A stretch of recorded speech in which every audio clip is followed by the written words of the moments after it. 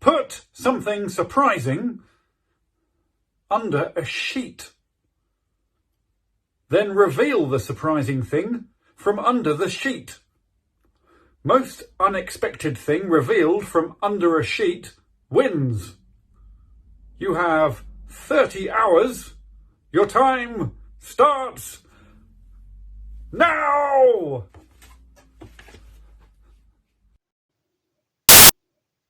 What a random sheet! What on earth's under it?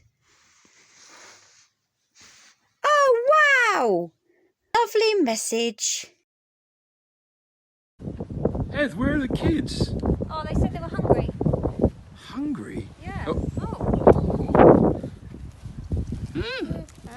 Oh, desperate times, desperate measures. That is right. Stinky, poo-poo. What's under this sheet? Hold it up again. Casper, hold it up. No.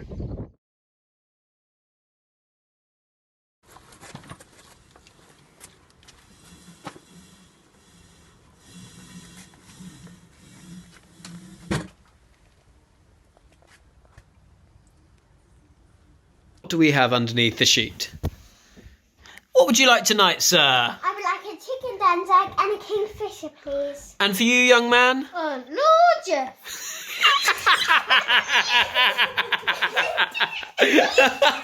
I wonder what could be under our sheets. What unexpected items do we have in our trailer today? Taskmaster number whatever it is about what could possibly be under this sheet. What's under the sheet, Daniel? No idea. Drum roll, please, Daniel. Reveal, reveal, reveal! Oh! What is it? I don't know, Jeff. What is it? Japanese not sweet jam. Oh, how awfully queer. Wow, can't wait to uncover that. Haha, you thought it was a bike. Thank you, frog bites.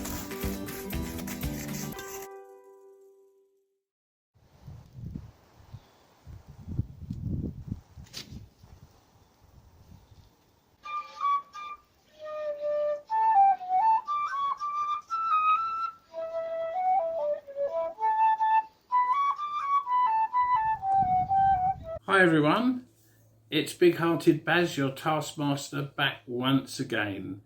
Well, we had 10 entries, although it was reduced to 9 because two families have been combined.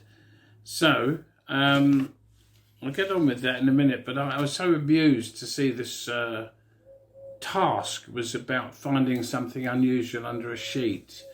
It reminded me of a very close friend of mine, an Italian chap, with a very thick accent, and he was over in London a couple of years ago and got into real trouble because he was staying in a hotel, and when he got to the room there was no covers, no sheets on the bed or anything, and so he phoned down to reception and said to the receptionist, "Couldn't you tell the manager I want a sheet?" And she said, "Well, there's your room's en suite, sir, so you can go there." He said, no, you don't understand. I want a sheet on the bed. To which point he was thrown out. So anyway, that's a true story and can be verified on Google. Anyway, so out of these 9 entries, there were 4 families, of course, in 6th place. And the first one is the artist formerly known as Nick.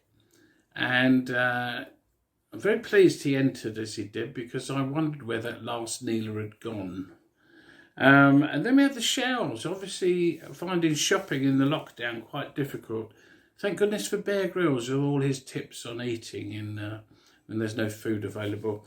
And then we have the elderly Stockdales and how he treats that poor woman.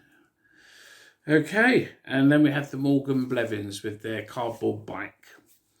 So now we're on to 5th place.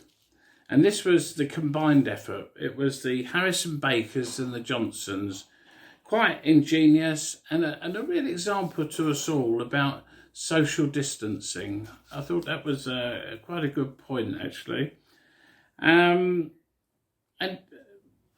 social distancing has never really not been a real change for me in my life, because I've always noticed if I'm walking up the road and someone's coming towards me, they generally cross over to the other side anyway.